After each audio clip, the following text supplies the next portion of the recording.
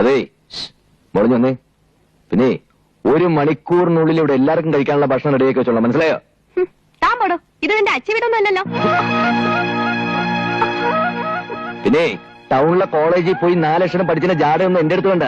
ഇതിലും വലിയ കോളേജിൽ 4-5 വർഷം ചരിച്ചിട്ട് തന്നെ ഞാനും പുറത്തിറങ്ങിയത്. നിന്റെ നടപ്പും പത്രാസൊക്കെ സ്വന്തം കയ്യിൽ വെച്ചാൽ മതി, എന്റെ അടുത്ത് വേണ്ട.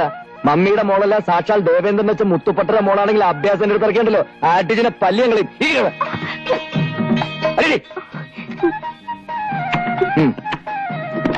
പെട്ടെന്ന് നാളെ പോലെ ഇവിടുത്തെ എല്ലാ ജോലികളും സ്വന്തമായിട്ട് ചെയ്തോളില്ലേ? സമയത്ത് വെച്ച് വിളമ്പിത്തരില്ലേ? ഞാൻ കൊച്ചി രാജാവിന്റെ വരുമല. ഇതെന്റെ അച്ചി വീടാ?